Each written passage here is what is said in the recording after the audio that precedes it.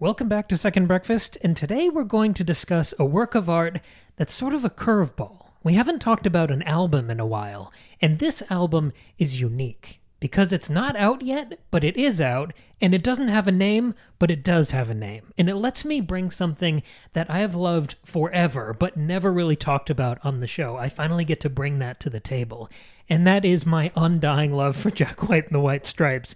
That was one of my first obsessions. I have hundreds of tracks of bootlegs in my Apple Music, and before that iTunes. I have so many tracks and live concerts and B-sides and hidden songs. I'm very deep in this lore. I remember when we first met, that was like one of your biggest personality traits, was you showing me everything. I didn't know anything about the White Stripes when I met you. And then it was like you showing me their entire discography, making me a customized playlist of here's all the songs I think you'll like. Here are the best ones. Here are the hits. And ever since, I've been a devout follower right along there with you. Yeah, it's so much fun to follow because of these curveball, mysterious releases. There's so much lore. So the lore for this new album, just to get everyone caught up, is that it was sold. And it wasn't even sold. It was given away for free for one day at the locations. Jack's record label is called Third Man Records that he founds and runs. And at those physical locations in Detroit, Nashville, and London, if you went into the store on this one day, it was a couple Fridays ago, and you bought anything, they would just slip this album into the bag as you were checking out, and they wouldn't even talk about it. They wouldn't give you any information about it. It was on vinyl. It was only on vinyl. Right. Right now, this album, it only exists on vinyl. So it's a white record in a white sleeve, stamped in blue ink with the two words, "No Name." That's it. That's the only information. And as people got home and some of them got to the car and saw, what the hell is this in my bag? They saw that it was this new album. So people ran home and threw it on the turntable, and it turns out it is a new Jack White album. It's 13 songs of new material that was first teased in January. There was this little clip on his Instagram of just the beginnings of a guitar riff, and now we've seen all of that come to fruition. So we're going to talk about the meat of the album in a minute, but first, I want to revel in this release strategy. Because obviously, this will get a full release either this coming Friday, the next Friday. It'll get a full album rollout, I'm sure, and you'll be able to, buy it somewhere or stream it on a streaming service. But I love this strategy because it is so much about word of mouth. The fact that the label has encouraged fans to rip this album. You can rip vinyl albums to your computer. It's encouraged people to post it on YouTube and tell 7 of their friends about it and get everyone talking about this music. It has fostered this wonderful sense of community again and this like underground excitement. How have you felt about that? It's been really interesting, and it's weird to kind of think about that nobody has paid for this album yet. Nobody has bought this album. And normally you would look down on like ripping things onto YouTube and like putting them online for people to listen to for free. Like that's usually, for good reason, incredibly frowned upon because it means the artist isn't getting any commission from any of those downloads or streams or listens. But this is sort of doing the opposite and being really cheeky in a way. And I really, really like it. And it's like, it's such a unique strategy. And, you have to have, because he has such a big following, like this works really well. But, we've just been, it's like he's been playing the long game. It's the slow tease, like he'll post like that little riff on his Instagram, like you said, but also just every now and then it'd be like just a random picture, like no context, just like a random thing that doesn't make any sense. And you're like, what does this mean? So it's a lot of that fun, like kind of the thing that the Taylor Swift fans like to do, like trying to dive into the lore and trying to like solve the puzzle and figure out what it means. That's what this has been in a really different way than the way that Taylor Swift does it. But like, it's appealing to his fandom specifically. And it speaks to sort of that early bootleg indie magic that the White Stripes had, where people would trade cassette tapes of different shows. And it is counterculture in that it is not trying to make money.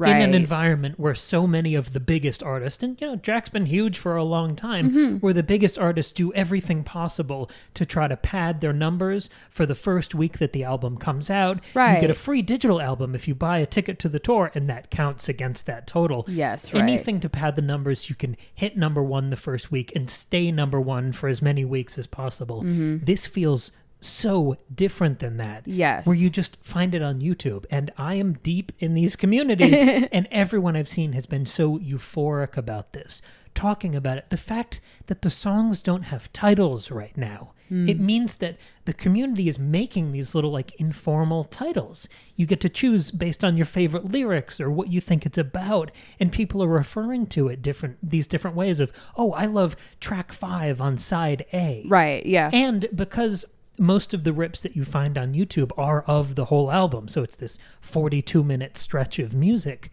I think people are listening to it as a full album in a way that streaming services have kind of destroyed. Absolutely, yes. And the other thing is that like normally another reason that I wouldn't just like listen to some like, you know, crusty like ripped off version on YouTube of an album is because it's not going to sound right. It's not going to sound as the artist intended. Like I don't want to listen to like you know, a fuzzy, messy, like poorly mixed version.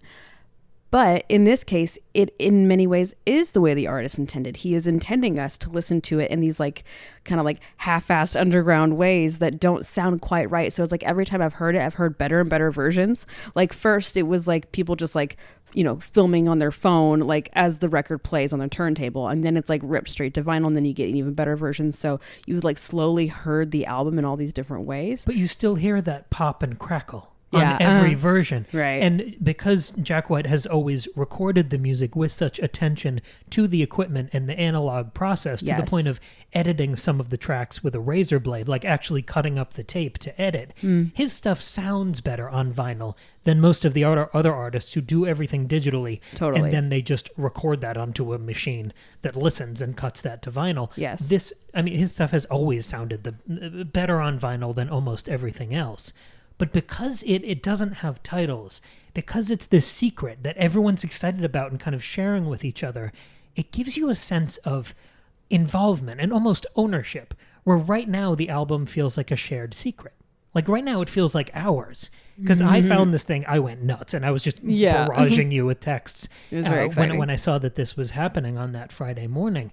And then we were in the car listening to this together, and it just felt like this blossoming flower. It felt like this little secret, and we kept diving deeper and deeper into it. I've just loved this release strategy. It sort of reminds me of how fresh and engaging we talked about the viral marketing campaign for Longlegs a few weeks ago. Yes. Where it felt exciting and you felt involved. Like you're part of something. Exactly. And you mentioned like people were coming up with their own track titles now. I believe we do have track titles now, right? We'll get there. But yes, right. yes. But so like it's been nice to be sort of like slowly fed more and more and more information. But you getting to know a song before you have a title, getting to know an album before it has a title.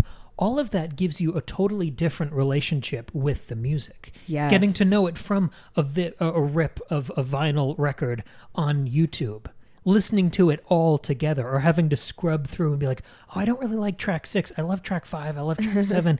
It just makes you so involved with the work of art. Well, and it makes you feel like it's prioritizing the music. Like you're not looking at track lists, like you're not looking at titles, you're not looking at length of songs, you're not looking at album art, you're not looking at photos, you're not looking at music videos or even tour schedules. Like you're just focused on the music because that's all there is right now. Your eye is not being caught by the album cover. You're not being excited. And I used to be a huge vinyl head, largely because of Third Man. Yeah. I'm not being attracted to, I can get it on blue vinyl if I pre-order it from this place, and white vinyl or striped vinyl. Like, right. It's not that at all. You're right. It is just about the music. Right. And it's about all of the music in a way. Right. And thank God the album is so good. That's a perfect transition.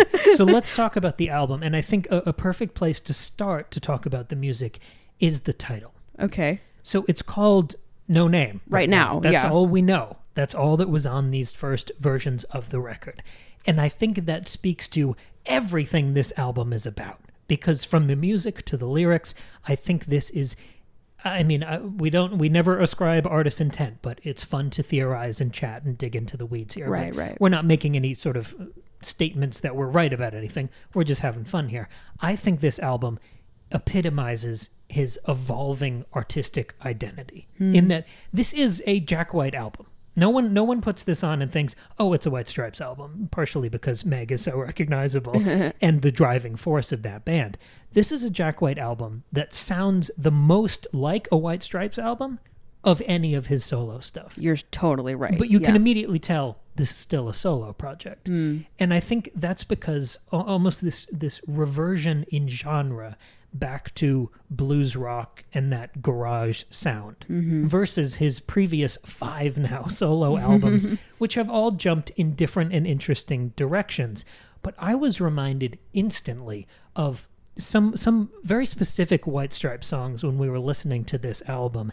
If you've heard the song Black Math off of the album Elephant, it has this like punk breakdown in the middle of it, and it's got such a wild, raucous energy to it. I think there are 3 or 4 Black Maths on this album. And there's another song off of White Blood Cells, the album before that, called I Think I Smell a Rat. Yeah. And that is so dramatic. Around that era, they did a B-side that was a cover of a song from a musical.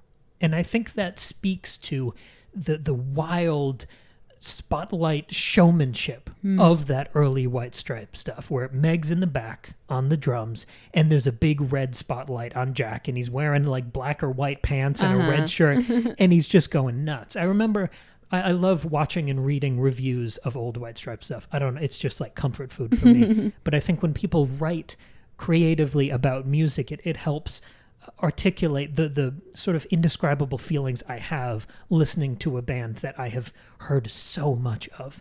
And I remember once someone described, I don't remember who, described Jack's singing style as yowling or yelping or yowling. That's perfect. And I think he can sing in a much more measured and beautiful and traditional acoustic way. Yeah. But I love that wild wowling showmanship Me where he's too. just slamming away on the guitar and there's as much reckless abandon in the vocal as there is in the guitar. And I heard that here. If you remember Rag and Bone off of Icky Thump, love Rag and there's Bone. such a playfulness. You know, it feels like he's kind of swinging the mic It's back playful, and forth. it's theatrical, it's very fun. There's a lot of that here. And I think that extends into the lyrical references or motifs, where a lot of White Stripes songs had references to religion. And I think that comes back in a big way here.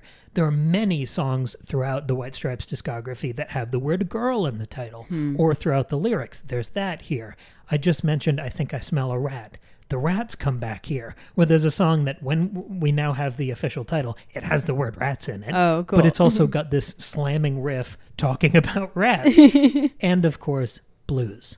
There is a song, now that we do have the track list, there is a song with blues in the title. It's the first song in the album, and his first songs have always been tone setters for the rest of the album. Totally. So having blues in the title of a song, which he hasn't done since the White Stripes, not counting side projects, but Sure, yeah. for mainline Jack stuff Yeah, of solo solo. and White Stripes, this is a return there. And I even caught what felt like an allusion to Death Letter, which is that classic blues cover on the second White Stripes album, De Still. All of these motifs, it's not just that they're coming roaring back, it's that it feels like the previous 5 albums in his solo career, he's been almost consciously avoiding those things. Yes, which has frustrated a lot of fans, us included. Like, obviously, he's allowed to do whatever he wants, and I like when artists experiment and try new things, but every time he's released a solo album, we've lamented that he's not doing what we're used to him doing, which is maybe unfair, but it's like that's what we fell in love with. Of course. And it's frustrating when it's like, I know you could do a killer album and you're just not. And it was very frustrating. The closest we got was Fear of the Dawn 2 years ago. Oh, yeah. And I think he kind of I think he squared that circle. He split that hair by doing the one I just said, what is it called? Fear of the Dawn. And then also Entering Heaven Alive right at the same time, which was him getting to go into this like softer, more acoustic, almost like folksy movement in direction. So he kind of got to do both of those things. And but now he's come back. Right. So he did 2 albums in 1 year in 2022. And I think if you take them together, you do get more of that White Stripes milieu. And I totally agree with what you're saying. I want him to experiment. Yeah. And I have loved all of these digressions and tangents and eras we've gotten since the White Stripes broke up in 2011. I have loved all of those eras, or found my way to loving them eventually, and I've enjoyed tracking that mysterious evolution and all of these curveballs and wild cards. And I want him to explore as an artist and do whatever is calling to him in this moment. It's just that I think when he does this, he's the best in the world at it. Yes, So I want him to do whatever he wants to do, but in the back of my mind, I want him to do this because I don't think there's a human being alive that does this better. Well, that's what it is. Exactly. You're like, it's not like I can get this anywhere else. He's the only person I can get this from. But I think this, him, at this level, this if quality. he had forced it, it would suck. Sure. I think you would tell because he's got such passion and showmanship. And if that was false, I think it would have poisoned the well. So Right. I obviously it took him 5 albums and 12 years of a solo career to do something like this.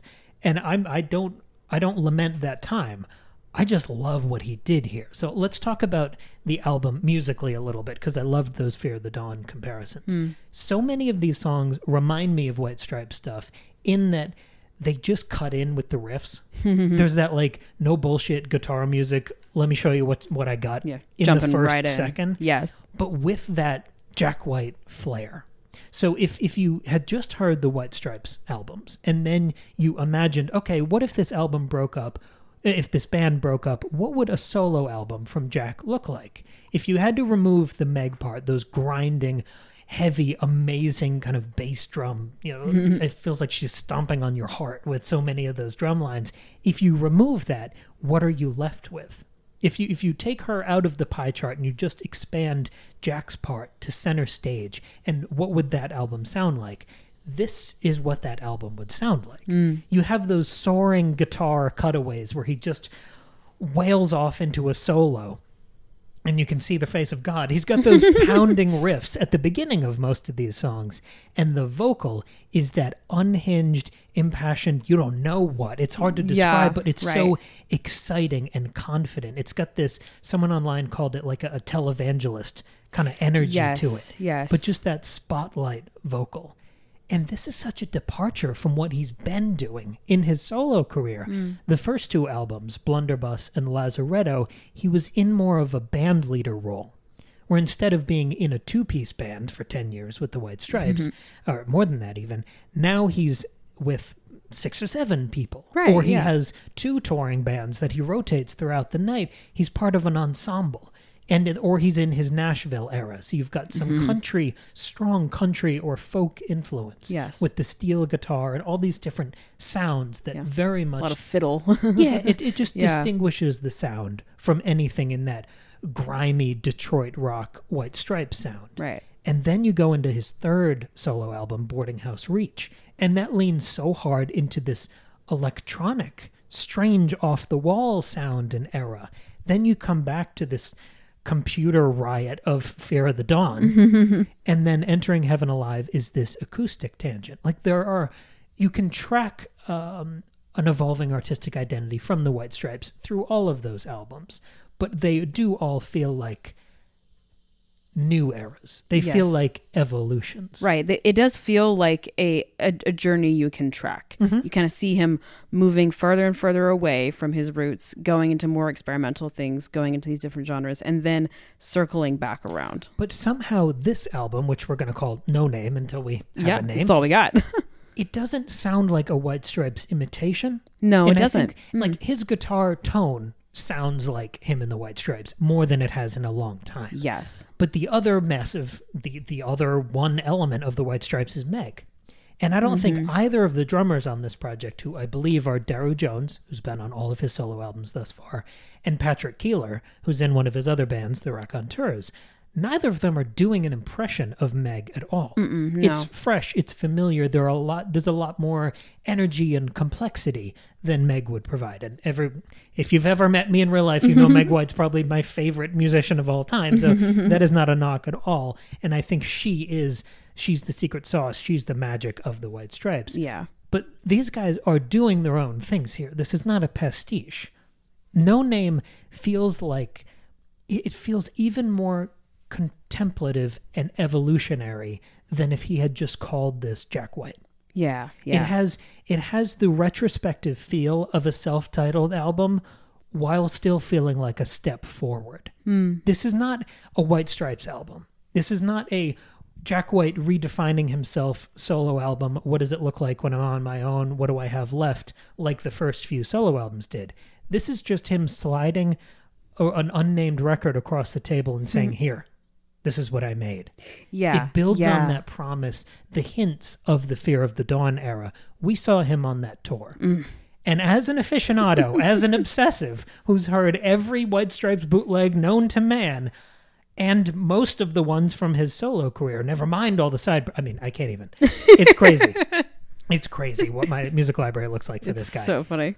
That live show sounded so much like a White Stripes show to me. Yeah, it did. It did. This feels like that kernel kind of blossoming on this album. I can totally see that. Yeah, I think the name, I loved, you kind of said some of this in the car the other day about the name, and I was so glad you explored it, because like now I kind of don't want him to have a name for the album. I kind of want it to just be called No Name, because I think it suits it so perfectly. Yeah. So we have a little update here to close with, because him and that touring band, it's just 4 guys, so closer to that White Stripes 2-person band than those huge ensemble bands that he started with in the solo career. Right. They played their first live show.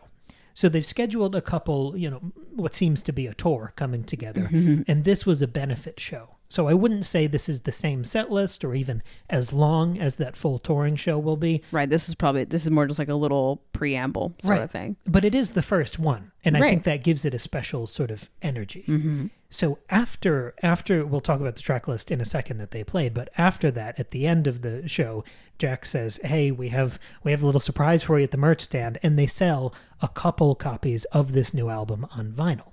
And it's slightly changed, where we do have official track titles on the center label of the record, and we have a new cover. And instead of being on white vinyl, it's on this smoky, beautiful blue vinyl. And the cover is just this textured blue with these black kind of... It almost looks topographical. It looks kind of like paint splattery almost, or like some sort of like Rezo print or something. But no more naming info. There's a lyric sheet in there, but it's still no name. And Jack White is credited, throughout the credits there, but there's like a line through his name, which complicates the no name thing because you're crossing out his name. Yes. So we seem to be shifting into a commercial lane, but maintaining some of that mystique and that depersonalized confessional. I don't know. It's like this contradictory nature of the name here. And it again prioritizes the music over like the name or the brand. Oh, the cover. Yeah, exactly. Yeah, it's not a picture of him on the cover. It's not a picture of anybody else. His name isn't on the cover. It's just like, here's the energy and here's the music. And I want to talk about the set list for a second. It was almost all new songs. I think it was 14 songs, and almost all of them were from the new record. And the first song he played was the first song on this new album. Amazing, just blazing riff, tone setter. It'll hook you from the first second. In the episode description for this, whether you're listening to the podcast version on Spotify or the YouTube version on YouTube, we will link one of those vinyl rips in the description. Oh yeah, for sure. Please, dear God, go listen to the album. It is so exciting. But I want to talk about the older songs that were peppered into the set list, because I think they're all touch points for this album. Have you heard the idea, and this is across artistic medium, but that an artist will have almost teases of their next project in their current project? Yeah, I've seen that happen with lots of people. And I don't think it's like a conscious thing. It's not a marketing gimmick. I think it's just you're interested in something, but it's not fully formed yet. And I've found that a lot through his career. And that slight return to more White Stripesy, guitar-led rock. There was a lot of that in Fear of the Dawn, but still it firmly felt like we're in this new era. But it kind of reminded you of the old era. And now we have this album, which really reminds you of the old era. Yeah. And I'm not even going to guess where he's going next yet. I haven't had that much time with the album. But I loved that the songs I was reminded of from those early White Stripes records, so many of them showed up in this set list. So I mentioned some of those early White Stripes grinding riff machines like I Think I Smell a Rat, which have those yowling theatrical vocals and that slamming guitar throughout. A song like Little Bird from their second album, which is incredibly bluesy. And there's a lot of that here, even to the song title with blues there. I mentioned the punk breakdown of Black Math. They played Black Math. Oh, nice. And even Fell in Love with a Girl. That's a punk song. Yes. That's a punk song. Absolutely. Especially if you've ever seen it played live. It's got some of that like wild punk energy more than it feels like a garage rock song. You know, that feels like everyone smashes their instruments at the end and, you know, puts their hair up in a mohawk. It's got that crazy punk energy.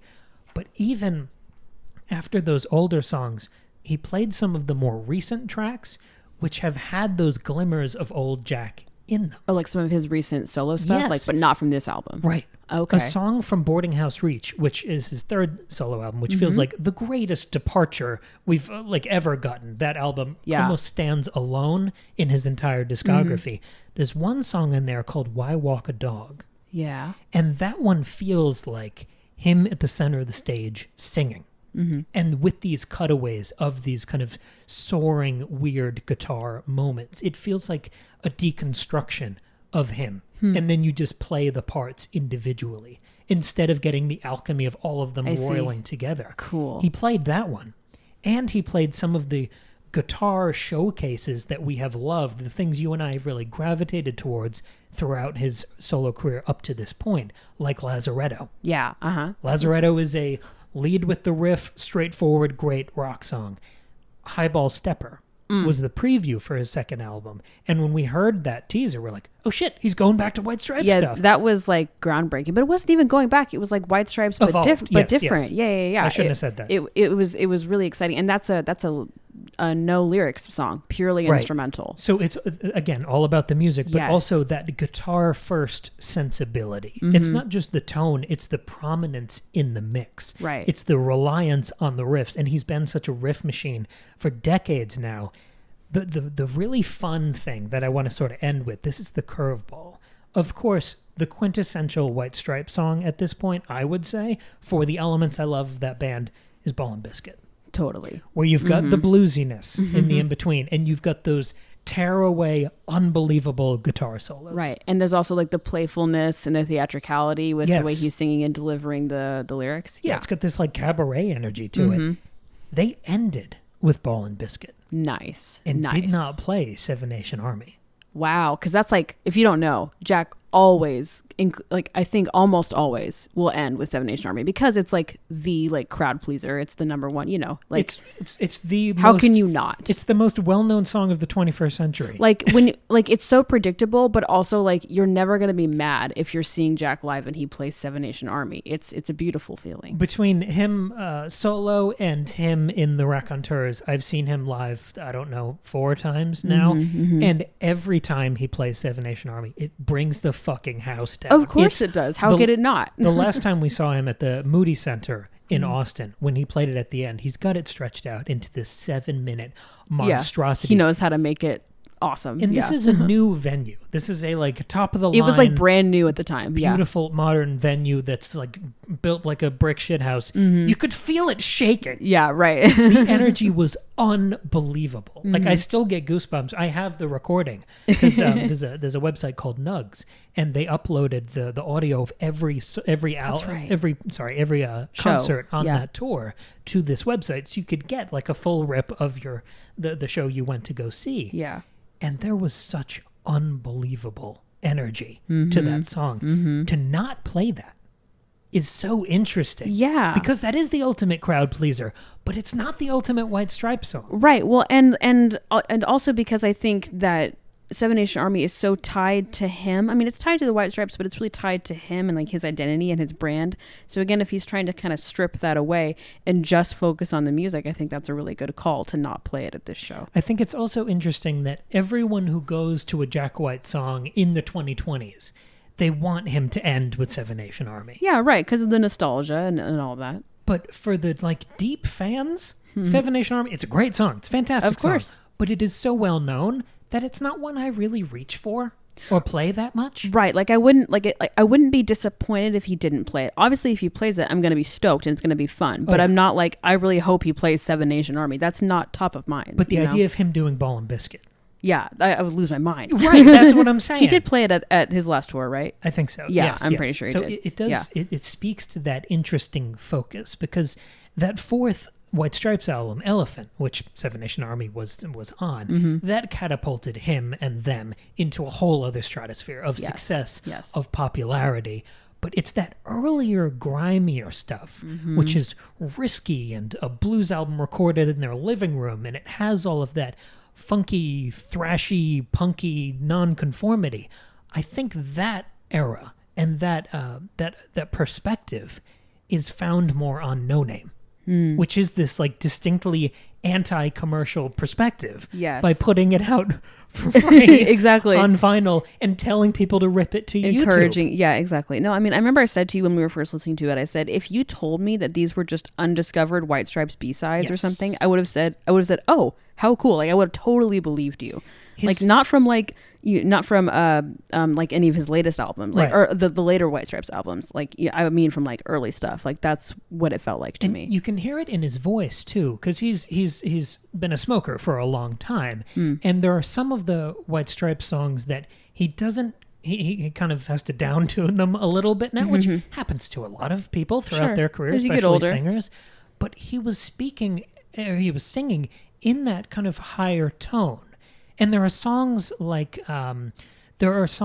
Hotel Yorba or We're Gonna Be Friends that have almost a breathy kind of innocence in his delivery. He just sounds so young. Right. Yeah. And I think there is something incredibly vulnerable in the White Stripes where he's being a fearless showman, which means you can have no shame. You can't second guess it. You have to do the yelpy yowly or the almost like innocent lullaby kind of thing. Yeah. There's both of those. Yes. There is this almost beautiful childlike tantrum quality to White Stripes live shows where you have a pounding but simple drum from Meg. Right. And sometimes this innocent or really raucous delivery from Jack. It's that volatility that is so exciting.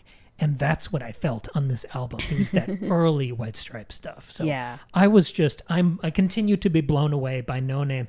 It's an album I can't stop listening to. And I'm on tenterhooks with everything they reveal about this, whether it's going to be the first single, what the cover art's going to look like, what the name's going to be. But I agree with you. I kind of hope it continues to be called No Name. Yeah, me too. And I'm wondering also, like, what's going to happen going forward. Is he going to, like, I don't know. Like, I'm doing the Taylor Swift comparison because it's the easiest comparison for me in my brain. But like, is he gonna pull a Taylor Swift and it's gonna be a double album when it's released? Is he gonna have bonus tracks? Is he going to say, actually, the version we put out, that there's like a bonus track on that and you don't get it on the full album? Like, I don't know. Like, is he gonna have special editions of things? Is the title gonna change? What's the tour situation gonna be? Like, I got a lot of questions and I'm excited to see where it unfolds. We wanted to record this we wanted to record this episode now before there's an official press release about this whole thing. Yes. Because this is a unique moment. For me, this is the most invigorating anything that has happened in the art world this year.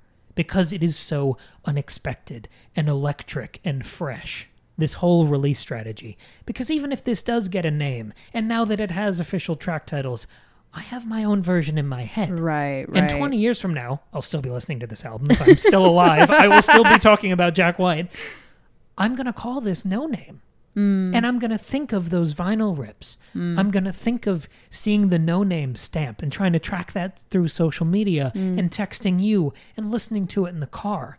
And I think this is a really unique moment that we wanted to bottle and capture before we have answers. Because the questions are the fun part. Yes. There'd be no need for us to do a show twice, 3, 4 times a week talking about works of art if we had all the answers. Right, exactly. That's not interesting at all. No, it's not. It's the questions, it's the experience, and the way this work of art, this album, puts the music first and engages the fans and rewards that curiosity has just been staggering. It's been really, really fun to see. And it's really fun to feel like you're part of this community and this unfolding mystery and think that we're just watching it happen. It's been really exciting to see. So can't wait for more. If anything crazy happens and we have thoughts on it, we might do a follow-up part 2 to this. But yeah, I'm glad that we are talking about this now during this moment. A little time capsule. So we have talked about music a little bit in the past. Back when we were doing Lord of the Rings chapter by chapter, we did an episode about one of Led Zeppelin's songs that's full of Tolkien references, the Battle of Evermore, I believe. Yes. We did a whole episode breaking down that song and those allusions and that was really fun, talking about one song for like 40 minutes. It was really fun. Yeah. And over on Patreon, in 2 of our bonus episodes, we've got a series called The Breakfast Buffet, where we combine a bunch of different works of art and talk about how they relate to each other. It's a catch-all. That's a fun way to kind of keep up with things we're really excited about. In there, I talked about the Kills album God Games, their most recent album, and Maggie talked about the 1989 Taylor's version in another volume. So. Yes. Oh, also, we did a full Torture Poets Department episode where we talked about not the album itself, but more about similar to this, actually, talking about the following of Taylor Swift and Taylor Swift fandom and the artistic identity and the problems with the Taylor Swift discourse. It was a really fun and impassioned episode, so check that one out as well. And yet that's, I think, the majority of our music coverage on the show. So we don't do it very often, but it's exciting when we do. Most of the time we talk about horror movies. We talk about House of the Dragon week by week. We talk about Game of Thrones chapter fantasy by chapter. books. The Witcher, Lord of the Rings. There's a lot of stuff. But sure is. Thank you for going on this journey with us. I think you can tell how excited we/I have been about this album, and we just wanted to get this out there and be part of this conversation. Yeah. Let us know what you think of this album, of this new release strategy of Jack White's career. Like, love to hear your thoughts. If you're on YouTube, you can comment below. If you're listening as a podcast, you can send us an email, secondbreakfastpod@gmail.com. Or, you can find us on Instagram, secondbreakfastpod. Yeah. What did you think of the album? Yes. Tell us. What's your favorite solo Jack album? What's your favorite White Stripes? Like, tell us your history of, keep the discussion going. It's exciting. Excellent. Thank you very much. And we'll be back in just a few days with a brand new episode.